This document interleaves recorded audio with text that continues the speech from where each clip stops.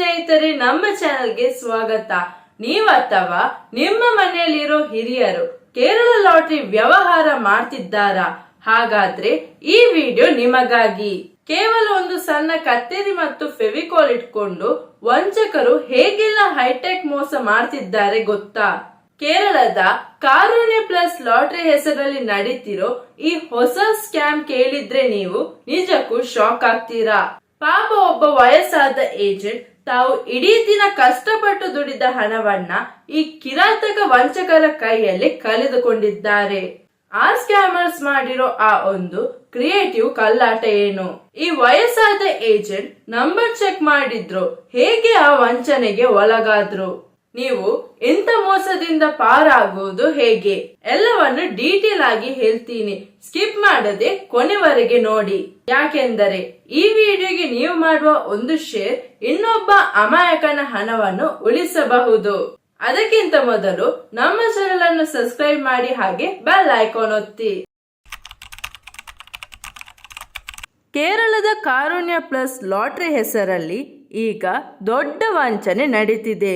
Scammers ಏನು ಮಾಡ್ತಿದ್ದಾರೆ ಅಂದ್ರೆ, ಗೆದ್ದಿರೋ ಲಾಟರಿಯ ನಂಬರ್ಗಳನ್ನು ತುಂಬಾ ನಾಜೂಕಾಗಿ ಕತ್ತರಿಸಿ, ಅಂದ್ರೆ ಯಾರಿಗೂ ಗೊತ್ತಾಗದ ಹಾಗೆ ಕತ್ತರಿಸಿ ಬಹುಮಾನ ಬಾರದ ಟಿಕೆಟ್ ಮೇಲೆ ಅಂಟಿಸಿ ಅದು ಒರಿಜಿನಲ್ ವಿನ್ನಿಂಗ್ ಟಿಕೆಟ್ ತರ ಕಾಣೋ ಹಾಗೆ ಮಾಡ್ತಾರೆ.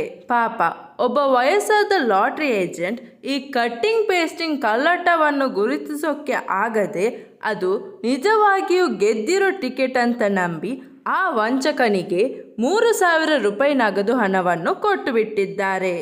ಇಂತಹ ಹೈಟೆಕ್ ಮೋಸದ ಬಗ್ಗೆ ಎಲ್ಲರೂ ಎಚ್ಚರವಾಗಿರಬೇಕು. ಸ್ಕ್ಯಾಮರ್ಸ್ ಮೊದಲು ಒಬ್ಬ ವಯಸ್ಸಾದ ಲಾಟರಿ ಏಜೆಂಟ್ ನಡೆಸುವ ಸಣ್ಣ ಅಂಗಡಿಗೆ ಹೋಗಿ ನಿಮ್ಮ ಮೊಬೈಲ್ನಲ್ಲಿ Kerala lottery result scanner app ಇದೆಯಾ ಅಂತ ಕೇಳ್ತಾರೆ. ಆಗ ಏಜೆಂಟ್, ನನ್ನ ಹತ್ತಿರ ಸ್ಕ್ಯಾನರ್ ಇಲ್ಲ, ಆದರೆ ರಿಸಲ್ಟ್ ಕಾಪಿ ಇದೆ, ಅದನ್ನು ನೋಡಿ ಚೆಕ್ ಮಾಡ್ತೀನಿ ಅಂತ ಹೇಳ್ತಾರೆ. ಅದಕ್ಕೆ ಆ ವಂಚಕರು ಕೂಡ ಸರಿ ಅಂತ ಒಪ್ಪಿಕೊಳ್ತಾರೆ.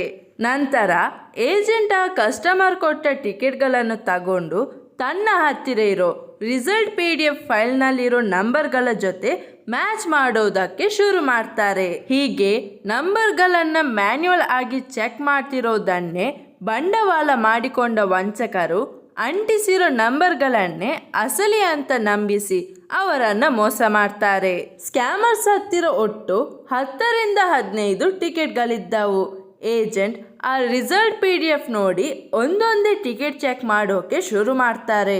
ಹೀಗೆ ಪೂರ್ತಿ ಚೆಕ್ ಮಾಡಿದ ಮೇಲೆ ಅದರಲ್ಲಿ 2 ಟಿಕೆಟ್ಗಳು ರಿಸಲ್ಟ್ ಲಿಸ್ಟ್ಗೆ ಮ್ಯಾಚ್ ಆಗುತ್ತವೆ. ಆಗ ಶಾಪ್ ಓನರ್ ಈ 2 ಟಿಕೆಟ್ಗಳಿಗೆ ಪ್ರೈಸ್ ಬಂದಿದೆ ಅಂತ ಅವರಿಗೆ ಹೇಳ್ತಾರೆ.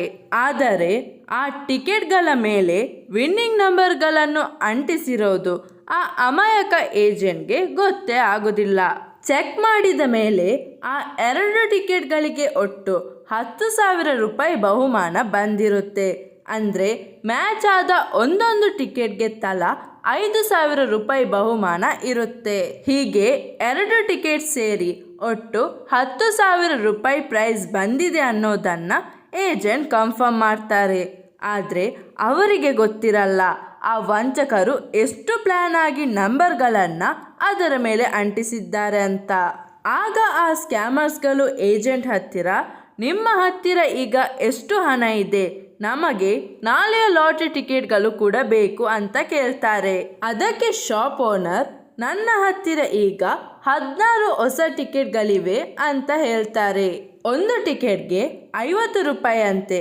ಆ 16 ಟಿಕೆಟ್ಗಳಿಗೆ 800 ರೂಪಾಯಿ ಆಗುತ್ತೆ. ಹೀಗೆ ಕ್ಯಾಶ್ ಮತ್ತು ಟಿಕೆಟ್ ಸೇರಿ ಒಟ್ಟು 3,300 ರೂಪಾಯಿ, ಅಂದರೆ 2,500 ಕ್ಯಾಶ್ ಪ್ಲಸ್ 800 ರೂಪಾಯಿಯ 16 ಟಿಕೆಟ್ಗಳು ಆ ವಂಚಕರ ಪಾಲಾಗುತ್ತದೆ. ಆಗ ಶಾಪ್ ಓನರ್, ಈಗ 3,300 ರೂಪಾಯಿ ಸೆಟಲ್ ಆಗಿದೆ, ಬಾಕಿ ಉಳಿದ 6,700 ರೂಪಾಯಿಯನ್ನು ಬೇರೆ ಏಜೆಂಟರ ಹತ್ತಿರ ಕೇಳಿ ಈಸಿಕೊಂಡು ಬಂದು ಕೊಡ್ತೀನಿ ಎಂದು ಹೇಳಿ ಪಕ್ಕದ ಅಂಗಡಿಗೆ ಹೋಗ್ತಾರೆ. ಅಲ್ಲಿನ ಏಜೆಂಟ್ ಕಂಪ್ಯೂಟರ್ ಮತ್ತು ಸ್ಕ್ಯಾನರ್ ಮೂಲಕ ಟಿಕೆಟ್ ಚೆಕ್ ಮಾಡಿದಾಗ ಅಸಲಿ ವಿಚಾರ ಬಯಲಾಗುತ್ತೆ. ಈ ಟಿಕೆಟ್ಗಳು ನಕಲಿ. ಗೆಲ್ಲದ ಟಿಕೆಟ್ ಮೇಲೆ ಗೆದ್ದಿರೋ ನಂಬರ್ಗಳನ್ನು ಗ್ಲೂ ಹಾಕಿ ಅಂಟಿಸಲಾಗಿದೆ ಅಂತ ಆ ಏಜೆಂಟ್ ಶಾಪ್ ಓನರ್ಗೆ ಹೇಳ್ತಾರೆ. ಅಲ್ಲಿಗೆ ಆ ವಯಸ್ಸಾದ ಏಜೆಂಟ್ಗೆ ತಾನು ಮೋಸ ಹೋಗಿರೋದು ಕನ್ಫರ್ಮ್ ಆಗುತ್ತೆ. ವಿಚಾರ ತಿಳಿಯುತ್ತಿದ್ದಂತೆ ಆ ವಯಸ್ಸಾದ ಶಾಪ್ ಕೀಪರ್ ಗಾಬರಿಯಿಂದ ತನ್ನ ಅಂಗಡಿಯತ್ತ ಓಡಿ ಬರ್ತಾರೆ. ಆದ್ರೆ ಅಷ್ಟರಲ್ಲೇ ಕಾಲ ಮಿಂಚಿ ಹೋಗಿತ್ತು.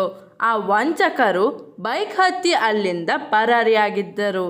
ಅವರು ಹೆಲ್ಮೆಟ್ ಧರಿಸಿದ್ದರಿಂದ ಮತ್ತು ಏಜೆಂಟ್ ವಯಸ್ಸಾದವರಾದ ಕಾರಣ ಆ ವ್ಯಕ್ತಿಗಳು ಯಾರು ಅನ್ನೋದನ್ನ ಗುರುತಿಸೋಕೆ ಅವರಿಗೆ ಸಾಧ್ಯವಾಗಲಿಲ್ಲ.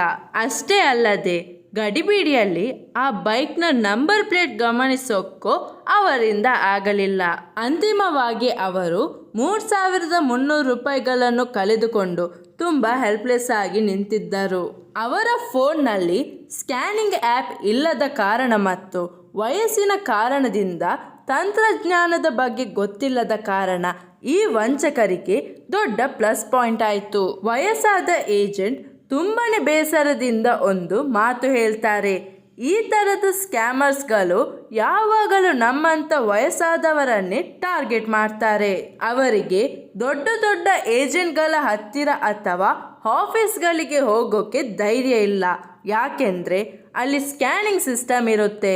ಅವರು ತಕ್ಷಣ ಮೋಸವನ್ನು ಪತ್ತೆ ಹಚ್ಚಿ ಪೊಲೀಸರಿಗೆ ಹಿಡಿದು ಕೊಡ್ತಾರೆ ಅಂತ ಅವರಿಗೆ ಗೊತ್ತು.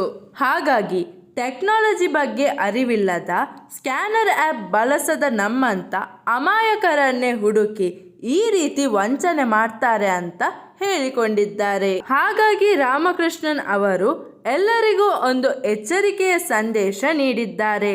ಇವತ್ತು ನನಗೆ ಆಗಿರೋದು ನಾಳೆ ನಿಮಗೂ ಆಗಬಹುದು. ಈ ಸ್ಕ್ಯಾಮರ್ಸ್ಗಳು ಯಾರನ್ನು ಬಿಡೋದಿಲ್ಲ. ಆದ್ದರಿಂದ ತುಂಬ ಜಾಗರೂಕರಾಗಿರಿ. ಯಾವುದೇ ಟಿಕೆಟನ್ನು ಸರಿಯಾಗಿ ಚೆಕ್ ಮಾಡದೆ ಹಣ ನೀಡಬೇಡಿ ಅಂತ ಎಲ್ಲರಿಗೂ ವಿನಂತಿಸಿಕೊಂಡಿದ್ದಾರೆ. ನೋಡಿದ್ರಲ್ಲ ಸ್ನೇಹಿತರೆ, ರಾಮಕೃಷ್ಣನ್ ಅವರಂತೆಯೇ ಈ ವಯಸ್ಸಾದ ಏಜೆಂಟ್ ಕೂಡ ಇವತ್ತು ಕಣ್ಣೀರ್ ಹಾಕ್ತಿದ್ದಾರೆ. ವಂಚಕರು ಎಷ್ಟು ಹುಷಾರಿದ್ದಾರೆ ಅಂದ್ರೆ ವಯಸ್ಸಾದವರನ್ನೇ ಟಾರ್ಗೆಟ್ ಮಾಡಿ ತಮ್ಮ ಬೇಳೆ ಬೇಯಿಸಿಕೊಳ್ತಾರೆ. ಈ ವಿಡಿಯೋವನ್ನ ನೀವು ಎಷ್ಟು ಸಾಧ್ಯವೋ ಅಷ್ಟು ಜನರಿಗೆ ಶೇರ್ ಮಾಡಿ. ಹಾಗೆ ನಮ್ಮ ಚಾನೆಲ್ಗೆ ಸಬ್ಸ್ಕ್ರೈಬ್ ಮಾಡುವುದನ್ನು ಮರಿಬೇಡಿ. ಮುಂದಿನ ವಿಡಿಯೋದಲ್ಲಿ ಭೇಟಿಯಾಗೋಣ. ಧನ್ಯವಾದಗಳು.